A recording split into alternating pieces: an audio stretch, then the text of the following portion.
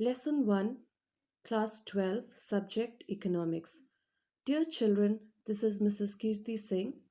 Let's begin this lesson from Indian economic development, and we will start with the first lesson, which is Indian economy on the eve of independence.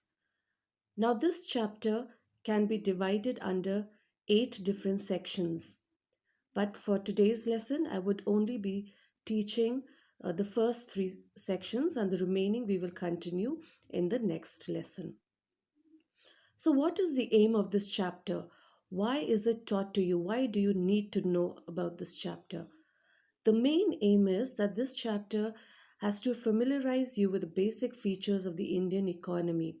What was the country's economic past, and how did the British rule, which lasted for almost 2 centuries, shape India's post independence strategy? Now, let's see the first section, which is low level of economic development under the colonial rule. Now, there are 3 main points under this section. The first point is that India had an independent economy before the Britishers came to India. Though agricultural sector was dominant, yet the country had various kinds of manufacturing activities. For example, the handicraft industries flourished well during this period. The second point under this is the Britishers followed economic policies to suit themselves. They transformed India into a supplier of raw materials and consumers of finished industrial products from Britain, which you can see in these lines. The third point under this is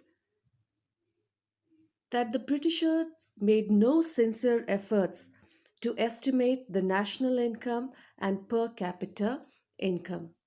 Some individual attempts were made by Dadabhai Naroji, William Digby, Finlay Shiraz, and V.K.R.V. Rao. Rao's estimates were considered the most significant. Studies show that India's aggregate real output was less than 2% and per capita output was around half percent.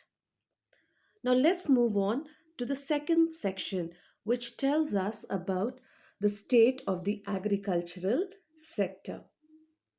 There are 4 main points that we can see under this section. The first point is that there was low agricultural productivity. Even though 85% of the population who lived in villages derived their livelihood from agriculture. Now, what was the reason? The reasons were plenty because of low level of technology available, lack of irrigational facilities, obsolete methods of farming.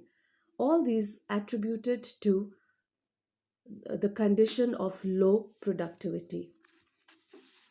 The second reason that we can see is because of the land settlement system.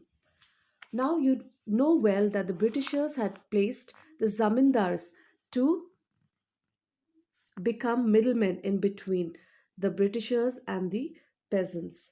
Now these zamindars had no concern for these peasants. Their only main interest was to collect rent regardless of the economic condition of the cultivators. This caused great misery among the cultivators. The third point can be seen is the revenue settlement. Now, under this revenue settlement, you already know the zamindars were there who had no concern for the poor peasants. Why was it? Why? Because the zamindars would lose their rights if they did not deposit a specified amount of rent on the fixed date. And the last point under this is that there is commercialization of agriculture.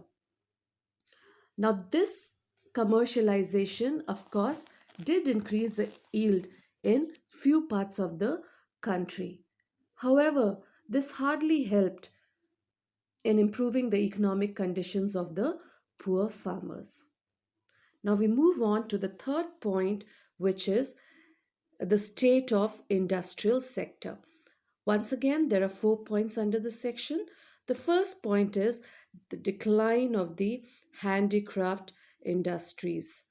Okay, you already know well that handicraft industries was flourishing well, but after the Britishers came, they had policies that did not favor our handicraft system.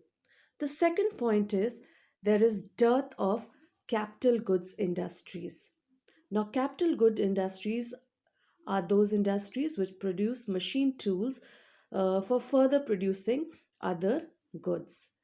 So we can see that hardly there were few manufacturing units here and there, which did not substitute the displaced handicraft industries.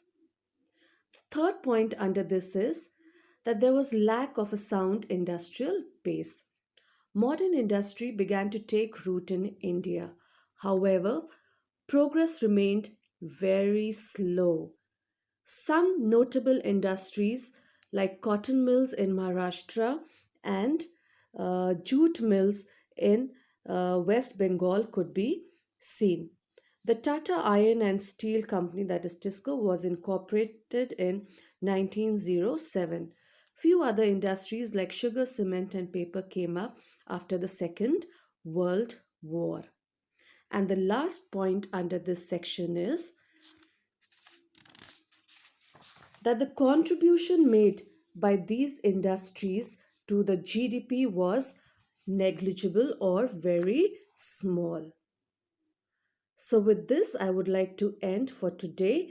We will continue from the fourth point onwards, which is foreign trade, in the next lesson. Thank you.